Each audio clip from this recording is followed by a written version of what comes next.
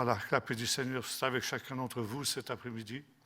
C'est une joie de nous retrouver au milieu de vous chaque année, à peu près à la même époque. Et c'est aussi une sorte de rendez-vous, en quelque sorte, que le Seigneur aussi nous fixe. Cette année, nous avons un thème pas forcément facile à étudier, qui est celui justement qui a été évoqué, comment échapper à la colère de Dieu. Un Dieu de colère, ce n'est pas quelque chose qui est très populaire, notamment de notre temps et à notre époque. Et pourtant, quand nous étudions ce qu'était l'espérance et l'attente de l'Église ancienne, eh bien, nous nous rendons compte que ce qui était leur préoccupation première n'était pas tant d'échapper à l'enfer pour obtenir le paradis, mais bien de savoir justement comment il était possible d'échapper à la colère. Et parmi les instructions que l'on donnait aux nouveaux baptisés, il y avait justement tout un chapitre qui concernait ce point, comment échapper à la colère à venir, colère que l'on croyait à l'époque être quelque chose d'imminent. Y a-t-il une colère de Dieu? Comment et pourquoi? Alors je voudrais lire deux courts textes et un texte un peu plus long. Le premier, c'est dans l'Épître aux Romains au chapitre 1er et au verset 18. Je vous ai dit ceci, « La colère de Dieu se révèle du ciel contre toute impiété et toute injustice des hommes qui retiennent injustement la vérité captive. » Donc il y a bien ici une colère de Dieu. Deuxième texte, c'est dans le deuxième épître de Paul aux Thessaloniciens au chapitre 5 et au verset 4. « Mais vous, frères, vous n'êtes pas dans les ténèbres pour que ce jour vous surprenne comme un voleur, mais vous êtes tous fils de la lumière et fils du jour. Nous ne sommes pas de la nuit ni des ténèbres. Ne dormons donc pas comme les autres, mais veillons et soyons sobres. Ceux qui dorment, dorment la nuit, et ceux qui s'enivrent le jour. Mais nous sommes du jour. Soyons sobres, revêtons la cuirasse et de la foi et de l'amour, ainsi que le casque du salut et l'espérance du salut, car Dieu ne nous a pas destinés à la colère, mais à la possession du salut par notre Seigneur Jésus-Christ. Dieu ne nous a pas destinés à la colère. Un problème de micro? Un peu plus près. Très bien. Et enfin, une troisième et dernière lecture, un peu plus longue, celle-là, dans le psaume 74. Et nous lisons les 11 premiers versets de ce psaume, psaume d'Asaph. Pourquoi Dieu rejettes-tu sans cesse? Pourquoi ta colère s'enflamme-t-elle contre le troupeau de ton pâturage? Souviens-toi de ton peuple que tu t'es acquis jadis, tu l'as racheté, il est la tribu de ton héritage. Souviens-toi de la montagne de Sion où tu faisais ta demeure. Porte tes pas vers ces endroits constamment dévastés. L'ennemi a tout mis à mal dans le Saint-Lieu. Tes adversaires ont rugi à l'intérieur de ton lieu sacré. Ils ont placé pour enseigne leurs enseignes. On les a reconnus, pareil à celui qui lève la cognée sur des arbres touffus. Et maintenant, ils ont brisé toutes ces sculptures à coups de hache et de marteau. Ils ont mis le feu à ton sanctuaire. Ils ont profané à terre la demeure de ton nom. Ils disaient en leur cœur, exploitons-les tous ensemble. Ils ont brûlé dans le pays tous les hauts lieux sacrés de Dieu. Nous ne voyons plus nos signes, il n'y a plus de prophètes, et personne parmi nous qui sache jusqu'à quand. Jusqu'à quand, ô Dieu, l'oppresseur déshonorera-t-il? L'ennemi méprisera-t-il sans cesse ton nom? Pourquoi retires-tu ta main et ta droite? Sors-la de ton sein, extermine. Ici aussi, il est question de colère de Dieu. Colère de Dieu, c'est, comme le dit l'apôtre Paul, une réalité qui se manifeste contre toute impiété, contre toute injustice et contre tous ceux qui retiennent d'une manière inique la vérité captive. Et cette colère de Dieu, elle est aussi indiquée par l'apôtre Paul comme étant une réalité dernière. Dieu, nous est-il dit, est un Dieu lent à la colère, riche en bonté et en miséricorde. Et il faut dire qu'en hébreu, cette expression « lent à la colère » est quelque chose d'un peu amusant. Littéralement, l'hébreu nous dit « Dieu est un Dieu long de narines », qui a des longues narines, un long nez. Ça veut dire que la moutarde a du mal à lui monter dans les narines. Le temps qu'elle arrive, sa colère, au moment de sa consommation, il y a un long temps qui se passe. Et Dieu est d'abord miséricorde, pardon, grâce, avant d'être un Dieu de colère. Mais justement, ce temps particulier dans lequel nous sommes, est encore le temps de la patience de Dieu. Un temps qui commence avec la venue de Jésus sur la terre. Et Jésus, notamment dans sa première venue, déclara « Je ne suis pas venu pour juger le monde, mais je suis venu pour que le monde soit sauvé par moi. » Et à partir du moment où Jésus commence son ministère, Dieu va retenir sa colère. Et ce faisant, il va permettre aux hommes impies de manifester cette impiété, cette rébellion, cette injustice qu'il exècre, qu'il a du mal à supporter. Mais parce que Dieu ne veut pas la mort du pécheur, mais qu'il se repente et qu'il vive, Dieu va suspendre sa colère. Et Jésus nous dira, par exemple, que Dieu fait pleuvoir sur les bons et sur les méchants, il fait lever son soleil sur les justes et sur les injustes. Et aux pécheurs impénitents, Paul déclare ceci, Dieu use de patience envers toi. Parce que justement, cette patience de Dieu est de sa part un appel à ce que tu te repentes. Mais le drame du pécheur, c'est qu'il se méprend complètement sur cette patience de Dieu. Et il considère que puisque Dieu n'intervient pas face à son péché, Dieu est faible. Et puisque Dieu est faible, eh bien le pécheur se dit, j'aurais tort de ne pas en profiter. Et souvent la patience de Dieu, hélas, loin d'être un frein au péché et à l'iniquité des méchants, est considéré par ces derniers comme un encouragement à aller encore plus loin dans le péché. Et c'est pourquoi la révélation biblique, la révélation prophétique en particulier, nous dit qu'avec le temps qui va passer, le temps de la patience de Dieu, l'iniquité ira en s'accroissant. Il ne faut pas nous attendre à une amélioration morale du monde, mais au contraire, et ça Pierre nous le rappelle aussi, les hommes impies avanceront toujours plus dans le mal, égarés eux-mêmes et égarant les autres. Et notamment, nous dit la révélation prophétique, il viendra un moment où cette iniquité atteindra un degré tel que la patience de Dieu arrivera à son terme. Cette grande patience de Dieu, qui dure maintenant depuis plus de 2000 ans, eh bien, elle arrivera à son terme. Et ce jour-là, dit Paul, parlant justement à ce pécheur qui s'est mépris sur la patience de Dieu, eh bien, Dieu qui aura gardé dans le ciel le compte de toutes les actions des hommes, un peu comme on le ferait pour un compte en banque, qui a non seulement un capital, mais qui produit de l'intérêt.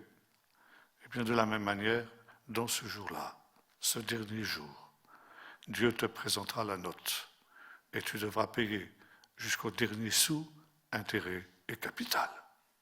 Ce jour-là, ce sera le jour de la colère de Dieu. Voilà, brièvement énoncé, ce qu'est la colère de Dieu. Ce jour, il est en relation avec aussi une notion qu'on trouve chez les prophètes et que les prophètes appellent le jour de l'Éternel. Le jour de l'Éternel, ça n'est pas un jour de 24 heures, c'est un temps. Un temps où Dieu, justement, mettra fin à cette patience qu'il aura manifestée envers le monde et envers le pécheur. Cette patience qui s'accompagne justement de la grâce de Dieu. Mais cette grâce de Dieu, elle n'est pas éternelle. Jésus nous met en garde, il dit, viendra un temps où le maître de la maison se lèvera et il fermera la porte de la grâce.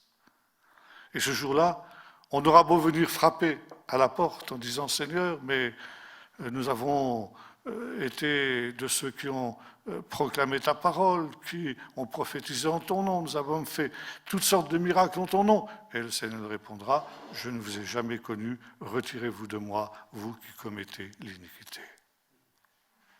Nous aurons l'occasion de revenir, Dieu voulant, ce soir, sur cette notion du jour de l'Éternel. Mais dans le texte des Thessaloniciens que nous avons vu tout à l'heure, il est déjà fait allusion à ce jour. Vous, dit l'apôtre aux Thessaloniciens, vous n'êtes pas dans les ténèbres pour que ce jour vous surprenne. Maintenant, il y a une question qui se pose.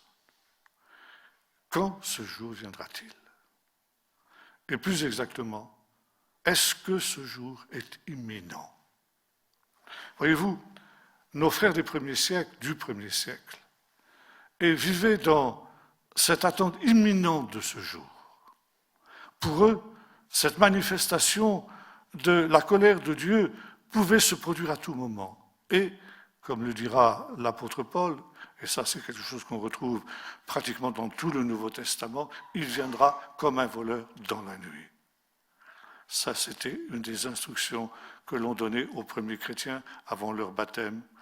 Soyez prêts en tout temps, parce que le Seigneur viendra comme un voleur dans la nuit, au moment où vous ne vous y attendrez pas. Alors nous allons dire, mais plus de 2000 ans se sont passés depuis cette période. Et Pierre nous met en garde aussi, à ce niveau-là. Il dit, sachez que dans les derniers temps, il viendra des moqueurs, disant, où est la promesse de son avènement? Car depuis le début de ces choses, tout est resté comme auparavant. Et c'est aussi une des paraboles de Jésus qui dit, parlant d'un mauvais serviteur, « Mon maître tarde à venir. » Par conséquent, prenons du bon temps, profitons-en. Comme on dit en français, quand le chat n'est pas là, les souris dansent.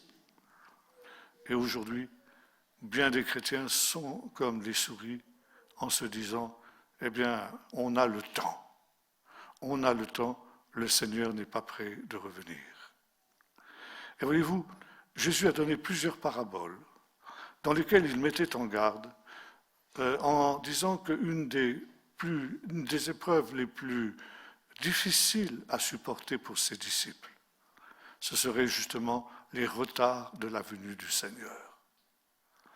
Et ce retard de la venue du Seigneur a justement tendance à provoquer cette décontraction que j'évoquais tout à l'heure. Puisque le Seigneur n'est toujours pas revenu, ça peut encore durer longtemps. Profitons-en et prenons du bon temps. Et à l'inverse de la pauvre veuve de la parabole du juge inique, eh bien, on n'est pas prêt non plus à se tenir devant le Seigneur pour qu'il donne justice à ses élus. Mais la Bible nous dit qu'il y aura des signes à la fin, précisément, de cette imminence de la venue du jour de l'Éternel. Et je voudrais que nous nous posions cette question aujourd'hui. Est-ce que dans notre temps, nous voyons déjà ces signes de l'imminence de la venue de la colère de Dieu. Or, il se trouve que notre temps est typique de ce qui se passe dans une situation très particulière, qui est celle où Dieu se tait. Et un des signes les plus importants, les plus tangibles de l'imminence de la venue du jour de l'Éternel, de la colère de Dieu, c'est le temps du silence de Dieu. Ce silence de Dieu, il est évoqué dans plusieurs psaumes, et notamment le psaume 74 que nous avons lu tout à l'heure. Israël a aussi connu dans son histoire des temps de silence de Dieu, notamment après le retour de l'exil, lorsque la voix du dernier des prophètes d'Israël, Malachie, s'est tue jusqu'au retour de l'Esprit, si l'on pourrait dire, avec la venue du Saint-Esprit sur Jean-Baptiste. Il y a eu plus de 400 ans d'un temps de silence de Dieu. Et le silence de Dieu est toujours une manifestation de sa colère. Le silence de Dieu, c'est quelque chose de redoutable, un signal d'alerte qui doit s'allumer dans la vie d'un individu, comme dans la vie d'une église, comme dans la vie d'un pays ou comme dans la vie du monde entier. Dieu est un Dieu qui parle. Et parfois, Dieu a des choses difficiles à dire. Et quand nous lisons les prophètes, ce que les prophètes ont été amenés à dire au peuple d'Israël, ça n'était pas toujours des choses agréables. Et c'était précisément souvent la marque des véritables prophètes, c'est qu'ils osaient mettre le doigt sur la plaie. Les faux prophètes, au contraire, disait le Seigneur au prophète Ézéchiel, sont des gens qui voient les lézardes dans la muraille, mais qui, au lieu de réparer ces lézardes, eh bien, couvrent ces lézardes de plâtre en disant « tout va bien, tout va bien ». Et il y a paix, paix, alors qu'il n'y a pas de paix. Et le Seigneur disait, le drame, c'est que la muraille va s'écrouler brusquement sans que l'on s'y attende. Les faux prophètes disent des choses agréables. Les faux prophètes disent ce que la nature charnelle de l'homme a envie d'entendre. Et c'est en cela qu'ils sont populaires. Les véritables prophètes étaient des gens qui étaient rejetés. Parce que justement, la chair a des désirs contraires à ceux de l'esprit, et l'esprit a des désirs contraires à ceux de la chair, en sorte que vous ne fassiez pas ce que votre chair naturelle voudrait que vous fassiez. Et Dieu intervient de cette manière. Dieu parle pour ramener son peuple dans ses voies. Et un des mots clés du message des prophètes est le suivant, repentez-vous. Le prophète n'est pas quelqu'un qui est là pour annoncer l'avenir. Le prophète est là pour manifester le message de Dieu dans le temps présent. Et cette repentance, elle est la condition même de la manifestation de la patience, de la grâce et de l'amour de Dieu. Cette grâce, cette patience de Dieu te pousse à la repentance. Aujourd'hui, nous assistons à un phénomène dramatique dans notre monde et dans nos églises. C'est que même dans les versions modernes de la Bible, le mot repentance a disparu. Et l'on a remplacé ce mot par toutes sortes, d'expressions plus ou moins alambiquées. Changer de vie, revenu, il y a différentes manières de traduire ce mot, mais soi-disant que le mot repentance ne serait plus compréhensible aux hommes d'aujourd'hui. Il en va de même du mot péché. C'est un mot vieillot, c'est un mot dépassé. Et dans les versions modernes de la Bible, ce mot a été remplacé par faute, par exemple. C'est beaucoup plus agréable, n'est-ce pas? Une bonne nouvelle, nous ne sommes plus des pécheurs, nous sommes des gens qui faisons des fautes. Eh oui, ça arrive à tout le monde de faire des fautes, bien sûr. Ça n'est pas si grave que ça. Et voyez-vous, il y a ici toutes ces voix des faux prophètes qui se font entendre dans un temps comme celui-ci. Et Dieu appelle. Dieu n'a cessé d'envoyer des prophètes à son peuple pour le ramener dans ses voies à lui. Et même Jésus, le Fils de Dieu, a connu aussi ce rejet de la part des pécheurs, de ce que Jean appellera le monde. Et à la fin du chapitre 12 de l'évangile de Jean, il y a un tournant important dans la vie de Jésus. L'apôtre nous dit ceci: malgré tant de miracles qu'il avait faits en leur présence, ils ne croyaient pas en lui.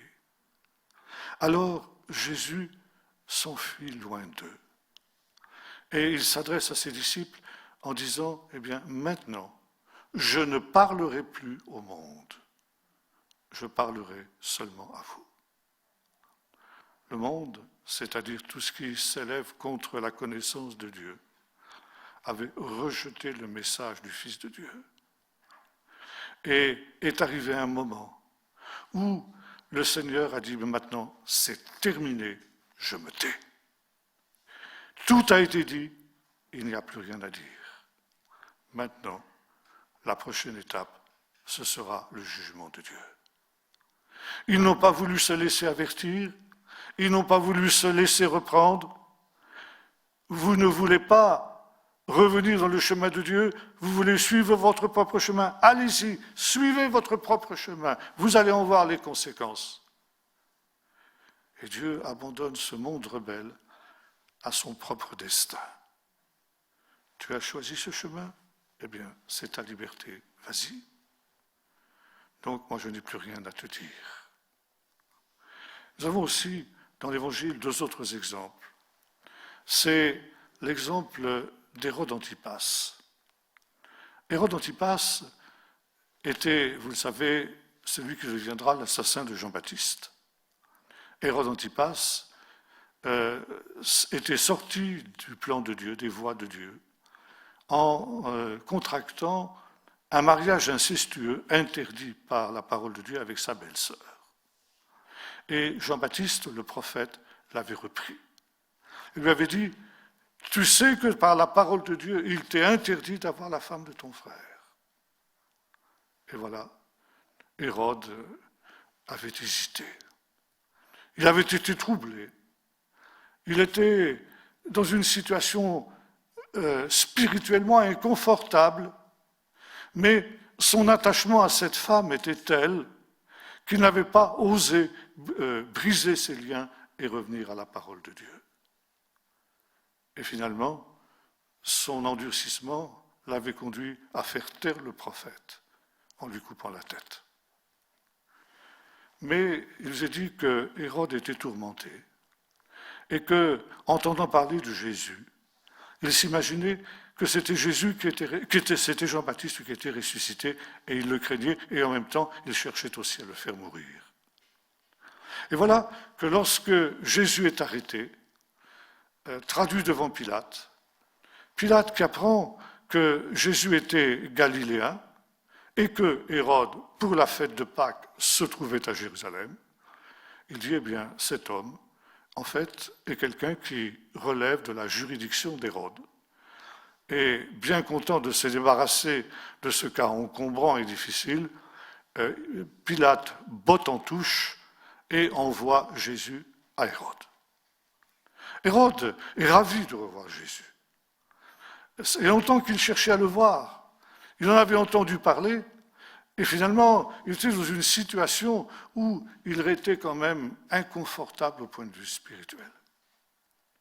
Et puis en même temps, il avait entendu parler des miracles de Jésus. Et il va interroger Jésus. Et il nous est dit, pendant toute la durée de l'interrogatoire, Jésus ne lui répondit pas un mot.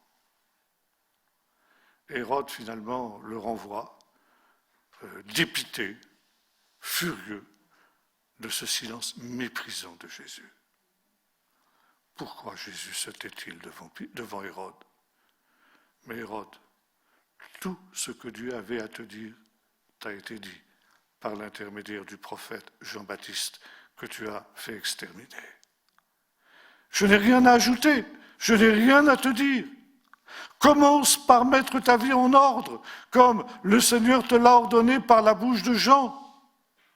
Autrement, eh bien Dieu n'a plus rien à ajouter, Dieu n'a plus rien à te dire. J'ai évoqué Pilate, et Pilate va se trouver aussi dans la même situation.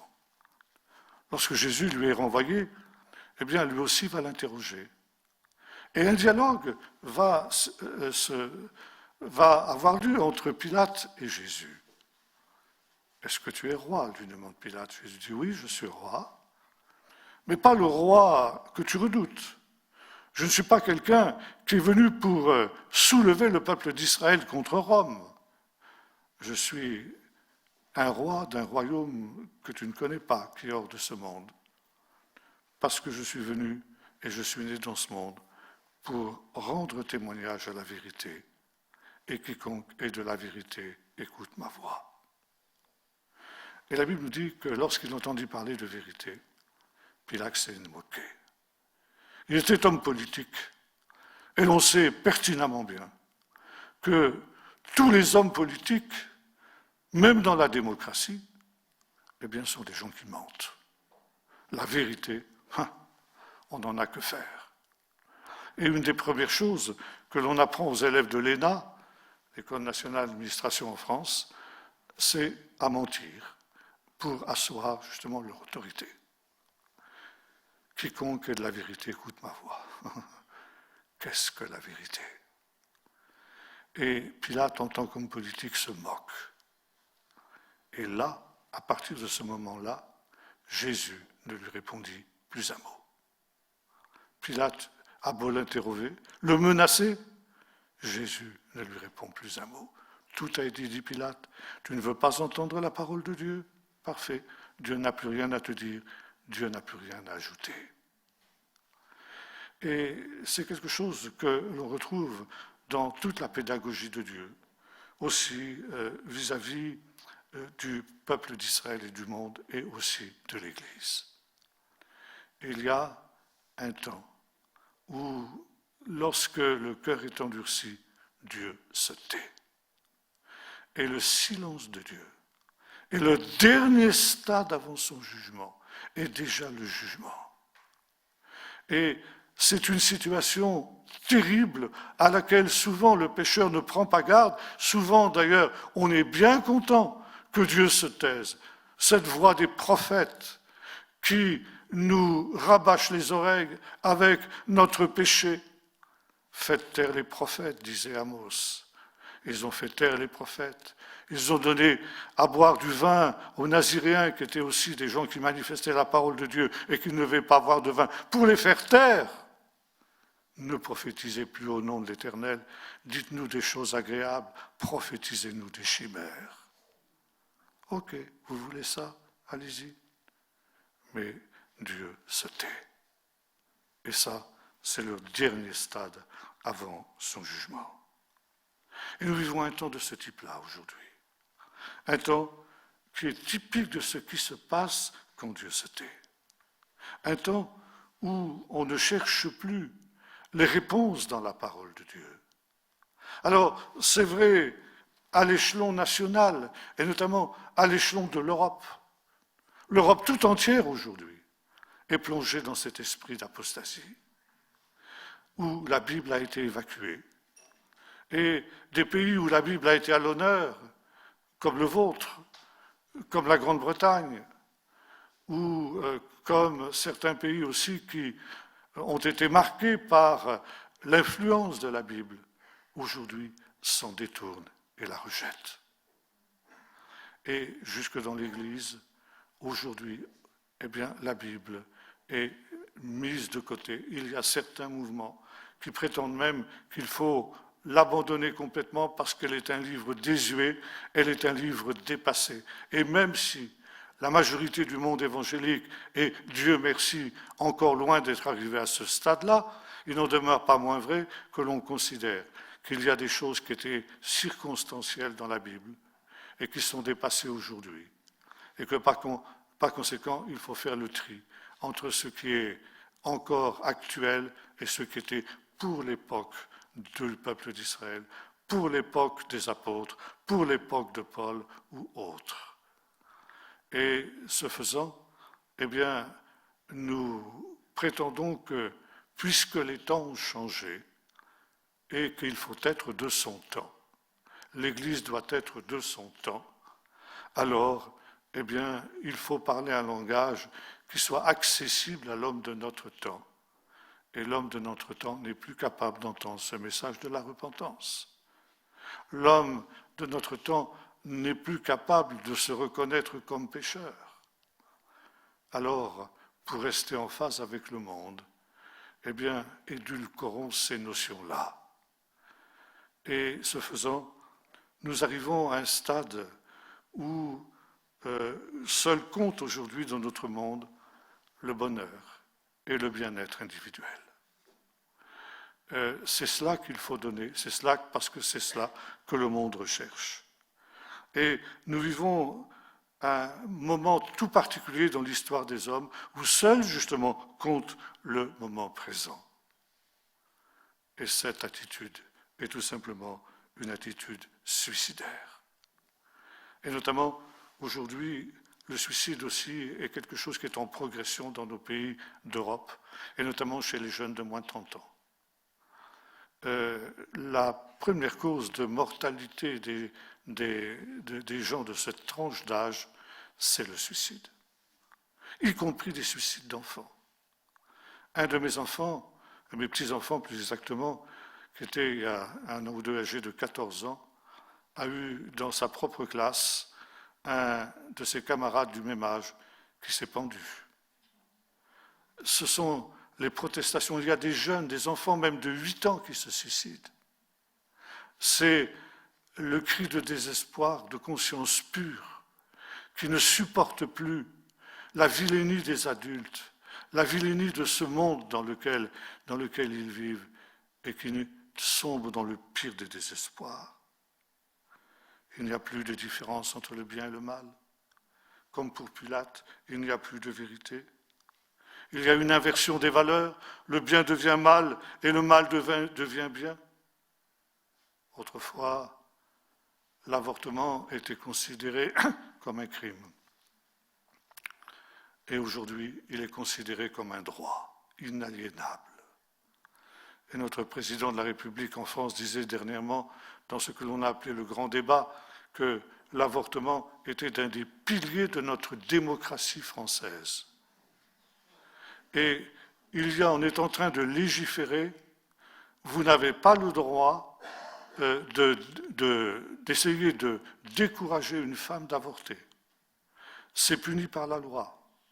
Le mal est devenu bien et le bien est devenu mal. Aujourd'hui, ce n'est plus d'avorter qui est un mal, ce n'est plus d'avorter qui est un crime, c'est d'empêcher l'avortement qui l'est. C'est un crime, punissable par la loi.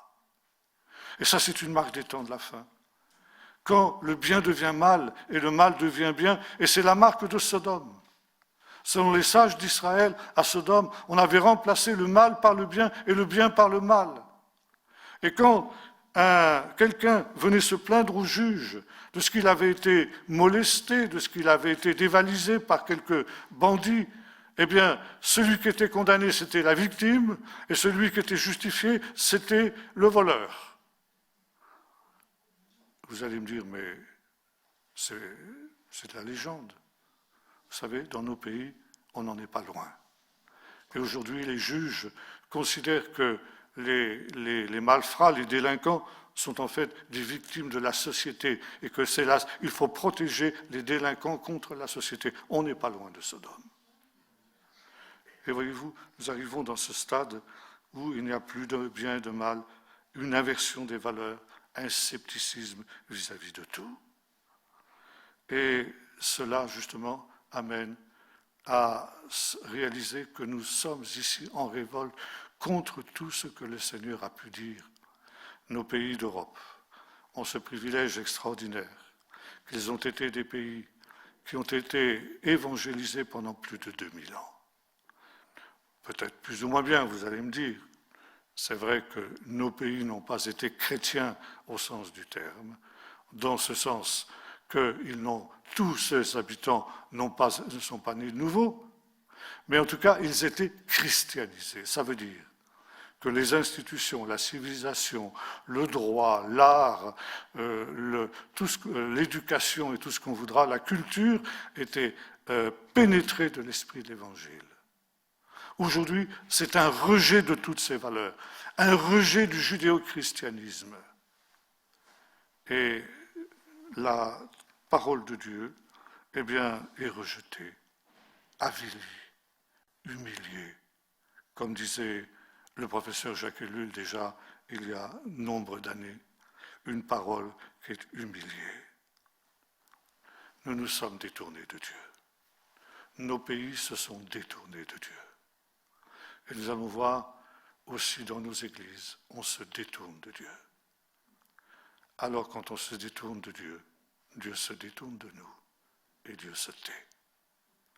Et là nous sommes aussi dans un temps de silence de Dieu. Et quand Dieu se tait, c'est déjà le début du jugement. Alors, il n'y a plus que souffrance et désespoir.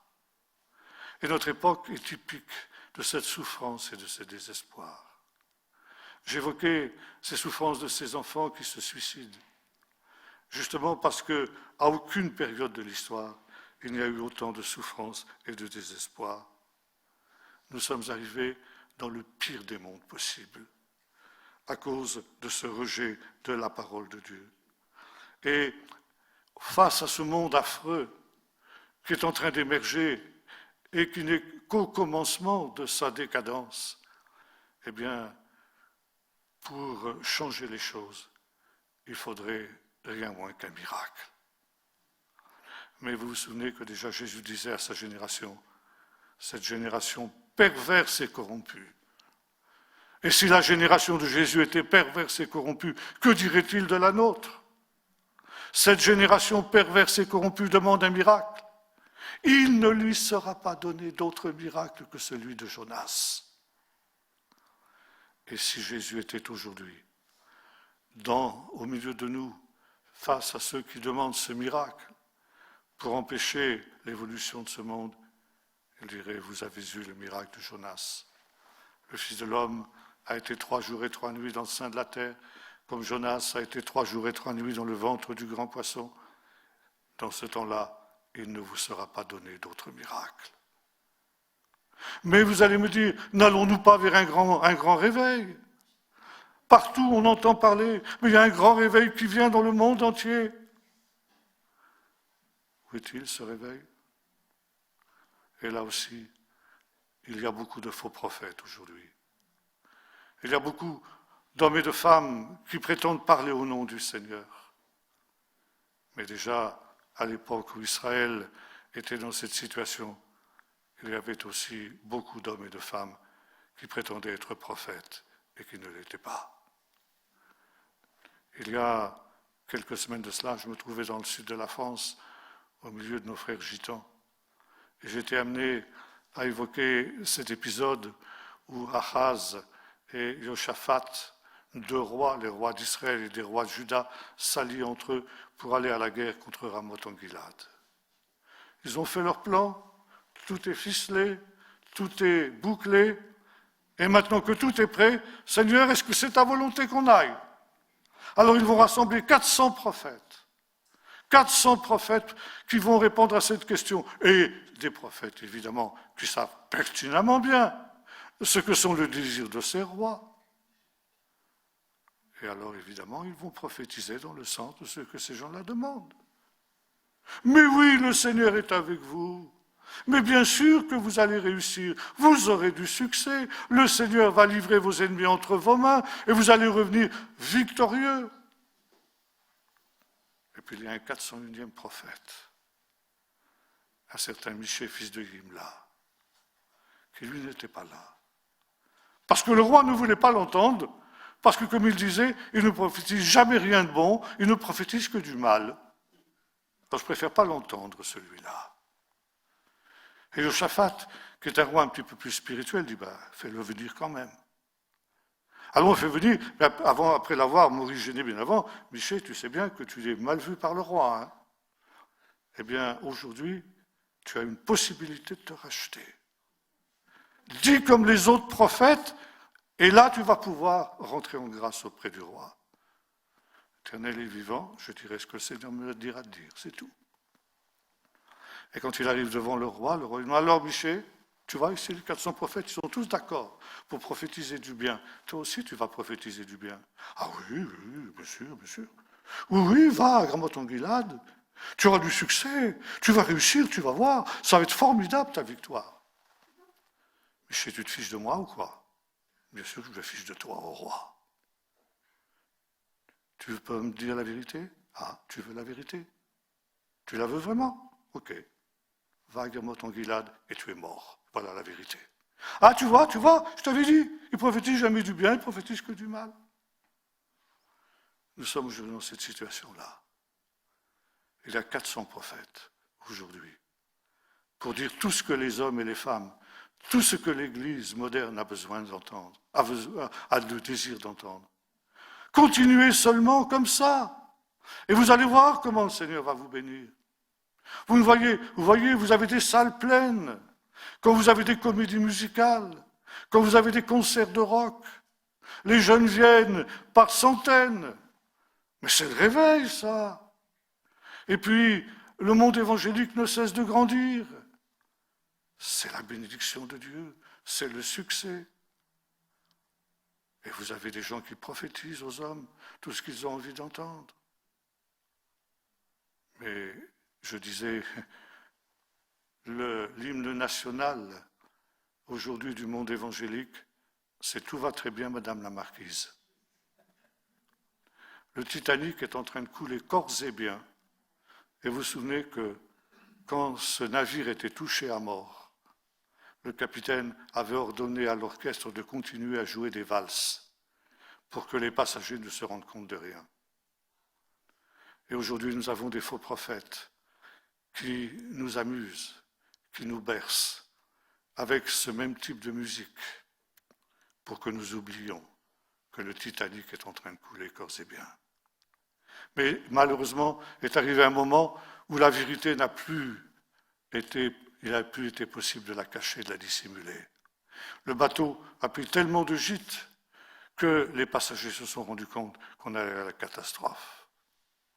Et à ce moment-là, avant de sombrer, l'orchestre a joué un dernier cantique. Plus près de toi, mon Dieu. Mais il était trop tard. Le navire a sombré. Eh bien, nous sommes dans un temps comme celui-là.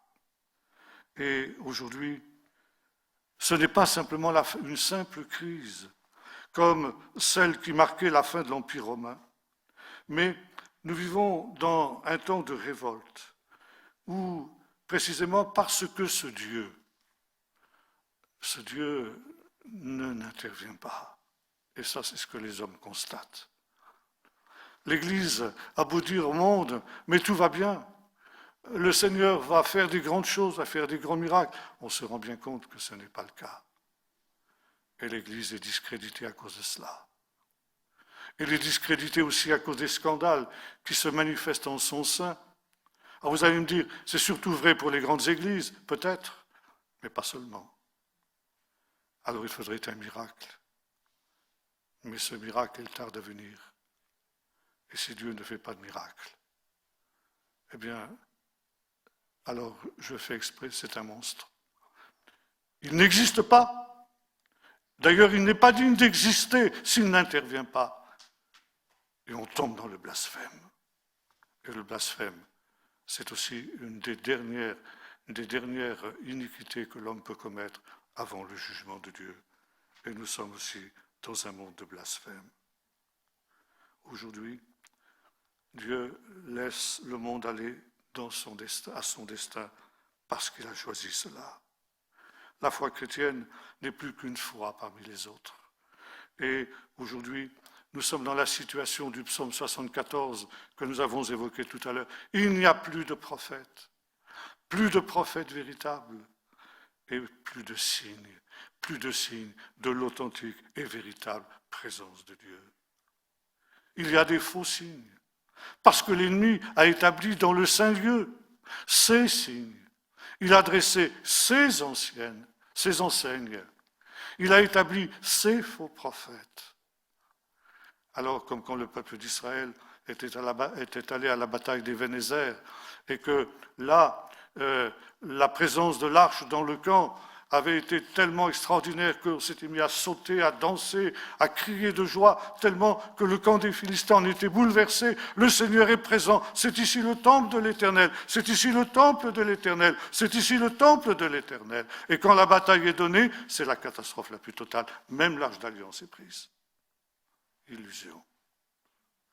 Dangereuse illusion. Aujourd'hui, toute une partie du peuple de Dieu vit dans cette illusion. Parce que la parole de Dieu n'est plus prise en compte, parce qu'il n'y a plus d'obéissance véritable au Seigneur. L'homme moderne ne croit plus à la vérité. Il accepte la propagande, parce que finalement il sait que tout est mensonge. Mais quand le mensonge est répété par 400 prophètes, il devient la vérité. Et aujourd'hui, malheureusement, c'est ce qui se passe. Et ce faisant, le silence de Dieu est le dernier stade avant la manifestation de sa colère. Dans le premier livre de Samuel, au chapitre 2 et verset 1, il y a un texte très intéressant qui concerne la fin de la vie de David. Chapitre 24, premier livre de Samuel, verset 1er. La colère de l'Éternel s'enflamma à nouveau contre Israël. Maintenant, il y a un texte parallèle dans le livre des Chroniques, au chapitre 21 et verset 1er. Premier livre des Chroniques, chapitre 21 et verset 1er. Comparez les deux. Dans 2 Samuel, il nous est dit « La colère de l'Éternel s'enflamma à nouveau contre Israël ». Et ici, 2 Chroniques, « Satan se dressa contre Israël et il excita David à faire le recensement du peuple. » Alors, voyez-vous ici, dans un des textes bibliques, il est question de la colère de Dieu et de l'autre côté, il est question de Satan. Est-ce que c'est contradictoire ? Non, c'est complémentaire.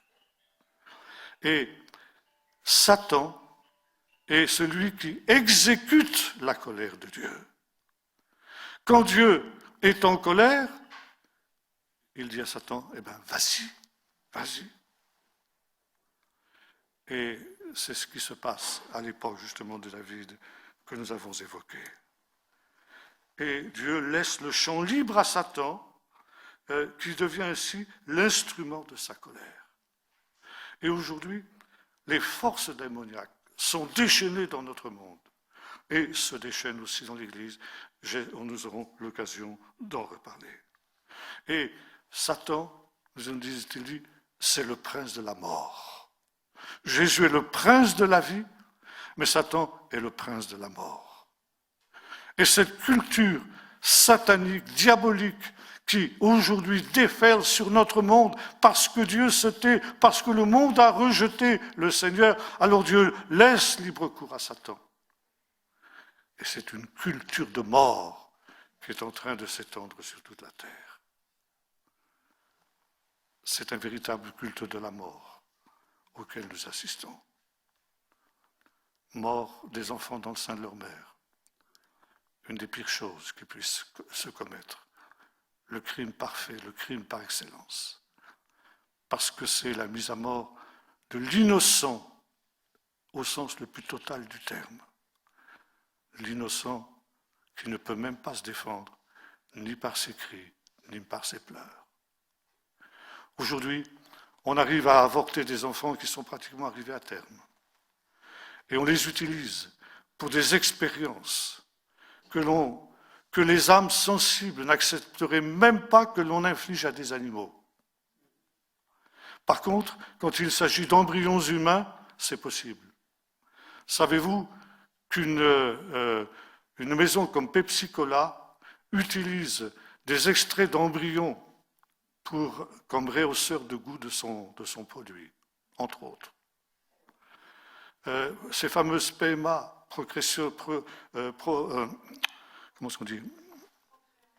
procréation médicalement assistée, FIV, fécondation in vitro, eh bien, pour qu'un enfant puisse naître de cette manière-là, eh bien, il y a plusieurs embryons qui sont au préalable sacrifiés. Si bien que quand cet enfant qui sera né saura qu'il est né de cette manière-là, eh bien, il aura le traumatisme de savoir que pour qu'il naisse, il a fallu tuer ses frères et sœurs. Imaginez psychologiquement ce qu'il en sera. Une culture de mort. Et je pourrais vous en parler des choses encore plus abominables que celles-là. Et puis aussi maintenant, il y a l'euthanasie. Dans votre pays, vous êtes plus avancés que nous. Ça existe déjà. Une culture de mort. On choisit la mort. Nous sommes revenus à Hitler. Au moment de toutes les grandes manifestations où on se souvient justement, parce qu'il faut se souvenir, n'est-ce pas? Nous avons un devoir de mémoire, n'est-ce pas? On le sait. Et ce jour-là, ce jour de ces grandes manifestations, la main sur le cœur, on déclare plus jamais ça. Eh bien, on est en train de le vivre. Tous les enfants qui sont repérés trisomiques, je dirais 95%, 99% qui sont détectés trisomiques dans le sein de leur mère sont systématiquement avortés. Si bien que pratiquement il n'y aura plus de trisomiques. Et comme me disait un de mes amis docteurs, on ne pourra même plus traiter cette maladie-là puisqu'on n'aura plus de gens qui en sont atteints. Et puis demain, eh bien, ceux qui seront susceptibles de développer telle ou telle maladie. Ceux qui ne seront pas conformes au désir de l'enfant. En Chine, où chaque foyer a droit à un seul enfant, eh bien, les filles sont pratiquement avortées toutes avant la naissance parce que tous les foyers veulent un garçon. Résultat, c'est qu'il n'y a plus maintenant de filles à marier quand ces enfants sont devenus grands. Et c'est l'effondrement de la natalité là-bas. Quand on touche aux lois de Dieu, quand on touche aux choses de Dieu, c'est la mort. Et là, nous sommes en train de développer une culture de mort. Bientôt, ce sont les vieux qu'on va euthanasier, parce que ce sont des gêneurs. Et puis, les malades mentaux. Et on revient à Hitler. Et après Hitler, eh bien, pourquoi pas les sous-races? Pourquoi pas les sous-hommes? Pourquoi pas à nouveau les juifs? Et pourquoi pas aussi les chrétiens? Il n'y a pas de raison de s'arrêter. Voyez-vous, nous sommes ici dans une spirale extrêmement dramatique. Que dire aussi de la fameuse révolution sexuelle qui marque aussi notre temps? Révolution sexuelle qui fait complètement table rase du mariage. Et une de nos ministres, soi-disant de la l'égalité entre hommes et femmes, il faut des ministres pour ça, n'est-ce pas? On ne savait pas, mais maintenant on le sait. Eh bien, en fait, l'égalité des hommes et des femmes, ça veut dire de permettre à tout individu de choisir son sexe. Et elle a osé dire ceci: le mariage pour tous, c'est-à-dire le mariage entre personnes du même sexe, est le dernier pas avant la destruction du mariage. La destruction du mariage en tant que tel est programmée. Et nous aurons demain des bigamies, des couples qui auront plusieurs partenaires, 11 personnes ensemble, etc. Voilà vers quoi on va. Et par conséquent, ici, la destruction totale du mariage. Ne parlons pas des concubinages. Aujourd'hui, les seuls qui se marient encore, ce sont les homosexuels. Et il y a un effondrement déjà du mariage. Les couples, y compris dans les églises, vivent en concubinage. Et je me souviens de cette église que nous avons visitée. C'était une famille qui nous recevait. et qui nous faisaient part de cette expérience dramatique qu'ils avaient vécue. Une de leurs filles, chrétienne, baptisée, s'était amourachée d'un jeune homme, lui aussi, chrétien, baptisé, et ils s'étaient mis à vivre ensemble. Et la mère avait dit à sa fille, mais écoute, qu'est-ce que dit la Bible? Ah oui, mais la Bible, tu comprends. Et comme la mère l'a tarabusquée, elle dit, ben, je demandais à mon pasteur. Elle est allée voir le pasteur. Le pasteur lui a dit, mais oui, vous vous aimez? Eh ben, c'est comme si vous étiez mariés. Et la mère était complètement déconcertée. Elle dit, mais c'est pas possible qu'un pasteur ait pu dire des choses pareilles. Et quelque temps, cette fille se rendait à ses études, elle étudiait dans sa voiture. Et soudain, sa voiture a fait un triple tonneau. Et sa voiture a été complètement en miettes. Elle est sortie avec quelques égratignures miraculeusement préservées. Et là, soudain, elle s'est dit ceci, à cet instant où je devrais être morte. Et si j'étais morte maintenant, où je serais? Et la réponse, elle le savait, en enfer. Elle a compris que c'était un avertissement de Dieu. Elle est allée voir son fiancé et lui a dit, c'est fini entre nous. Je rentre chez ma mère, tu vas chez la tienne, et nous attendrons le temps du mariage pour être ensemble. Mais voyez-vous, des pasteurs eux-mêmes vont jusqu'à recommander des choses semblables. Et il n'y a maintenant plus aucune limite, plus aucune morale. Et par conséquent, nous sommes dans un temps du silence de Dieu. Alors, question, comment échappons-nous? Question qui est d'ailleurs posée par l'auteur de l'Épître aux Hébreux, au début de son épître. Comment échapperons-nous si nous négligeons un si grand salut? Et la réponse, elle nous est donnée aussi dans les textes que nous avons lus tout à l'heure. Dieu ne vous a pas destiné à la perdition, mais à échapper à la colère et à hériter le salut. Et voyez-vous, j'ai dit tout à l'heure, notre culture, ce temps où Dieu se tait, eh bien, permet le déchaînement des forces démoniaques dans le monde et aussi sur les églises. Et le diable, le prince de la mort, celui qui a entre ses mains la puissance de la mort, veut conduire à la mort. Et puis, il y a Jésus, le prince de la vie, celui qui a vaincu la mort et qui a mis en évidence l'immortalité. Et déjà, le peuple d'Israël s'était trouvé confronté à ce choix. Et à la fin du livre du Deutéronome, Moïse dit à Israël, voilà, j'ai placé devant toi deux chemins, le chemin de la vie et le chemin de la mort, le chemin de la bénédiction et le chemin de la malédiction. Le chemin de la vie et de la bénédiction, si tu écoutes cette parole, cette Torah que je viens de te donner, si tu la mets en pratique, alors ce sera la vie pour toi. Mais si tu t'en détournes, alors ce sera la mort. Tu es au carrefour, tu es à la croisée des chemins. Choisis. Et voyez-vous, ce qui est extraordinaire, c'est que Dieu laisse l'homme parfaitement libre de ses choix. Dieu ne l'influence en rien. Tu veux choisir la voie de la mort? Va. J'en aurai de la peine. Je souffre parce que je t'aime. Parce que je ne voudrais pas que tu ailles à la mort. Mais si tu choisis ce chemin, tu le choisiras, tu iras. Et c'est pourquoi, parce que je t'aime, parce que je veux le meilleur pour toi, je t'exhorte, je ne te contrains pas, mais je t'exhorte, je te presse, choisis la vie afin que tu vives.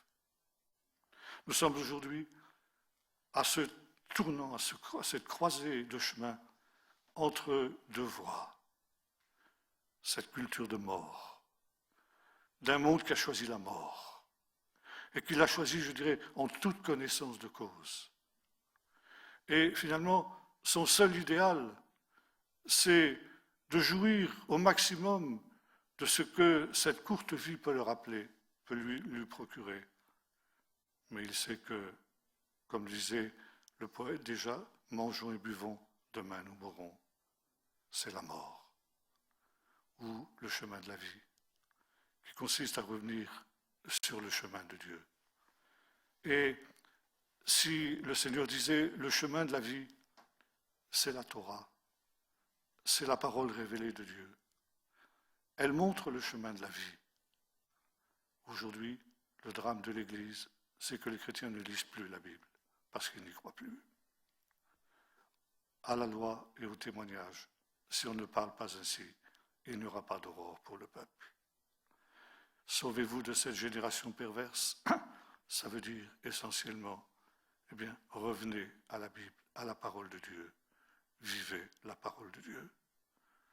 Dans toutes ces exigences, on vous traitera de fou, on vous traitera de légaliste, on vous traitera de toutes sortes de noms, mais peu importe, vous serez sur le chemin qui sera le chemin de la vie.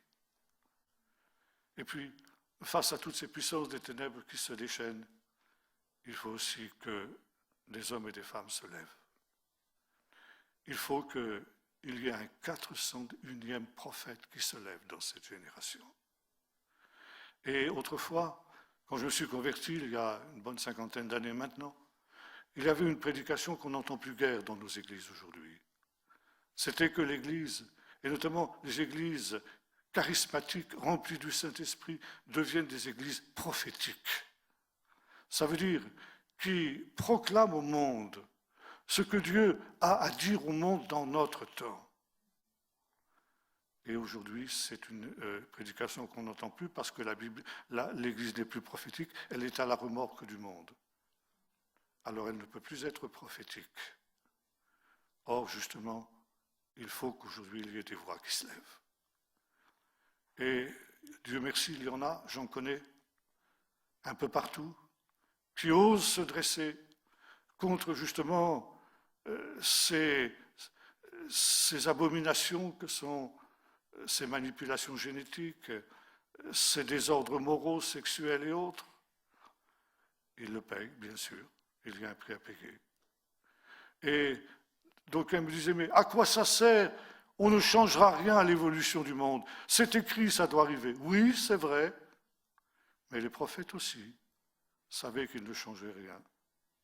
Dieu avait dit à Ézéchiel, ils ne t'écouteront pas, mais va quand même, dis-leur. Parce que qu'ils écoutent ou qu'ils n'écoutent pas, ils sauront en tout cas qu'il y a un prophète au milieu d'eux. Et ils n'auront pas d'excuses au jour du jugement. Ils auront été avertis. Ils ne t'écouteront pas. Et j'endurcirai ton front pour qu'ils s'opposent à leur front. Je rendrai ton visage dur comme le diamant. Ils te feront la guerre, mais ils ne te vaincront pas, parce que je suis avec toi pour te délivrer. Deux chemins, le chemin de la vie et le chemin de la mort. Et là aussi, être de ceux qui seront suffisamment courageux pour dire au monde, voilà, ainsi parle l'Éternel. Évidemment, il n'y a pas d'illusion à se faire. Ce message sera rejeté par l'essentiel de ceux qui l'entendront. Mais quelques-uns peut-être l'entendront et pourront être sauvés. Et ça aussi, c'est quelque chose qui est précieux et important aux yeux de Dieu. Sors de ton silence, ô Dieu. Sors de ton silence et manifeste-toi. Et Dieu veut parler uniquement par les siens, par ceux qui accepteront d'être ses voix prophétiques, une église prophétique dans ce temps, prophétique parce qu'elle est à part, et prophétique parce qu'elle ose dire à contre-temps ce que Dieu a dit pour tous les temps, car Dieu ne change pas, sa parole ne change pas, Jésus-Christ est le même hier, aujourd'hui, éternellement.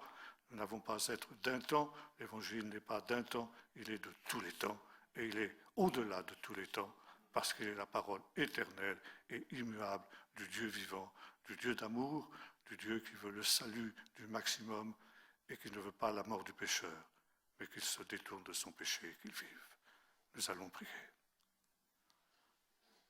Seigneur notre Dieu, nous réalisons que nous sommes dans ces temps tout à fait particuliers où le monde est en train d'arriver à ce comble du péché, ce comble où ta patience arrive à sa fin. Et Seigneur, les signes de cette imminence de ta colère sont évidents. Dans ce sens, Seigneur, où aujourd'hui tu te tiens silencieux dans ce monde. Tu te tiens silencieux dans la plupart des églises, parce que nous nous sommes détournés de toi. Ce n'est pas toi qui es en cause, Seigneur, c'est nous. C'est nous qui avons péché, nous et nos pères, nous et ceux qui nous entourent. Et nous voulons confesser notre péché et le péché de ceux qui nous entourent. Te demandons, Seigneur, d'avoir compassion, d'avoir pitié. Et comme disait le psalmiste, nous ne voyons plus de signes, plus de prophètes, et personne qui sache jusqu'à quand, Seigneur. Seigneur, comme la pauvre veuve, nous voulons crier vers toi, en disant, fais-nous justice, nous tes enfants. Et Seigneur, que bientôt tu puisses venir dans ta justice pour délivrer les pauvres, délivrer tous ces enfants qu'on met à mort, délivrer tous ceux qui sont opprimés par ceux qui sont avides d'argent, délivrer, Seigneur, ceux qui sont dans le désespoir et dans la souffrance pour toutes sortes de raisons. Seigneur, viens vite dans ton règne. Et comme nos frères de l'Église ancienne, nous te disons, Seigneur, périsse ce monde et vienne ton royaume.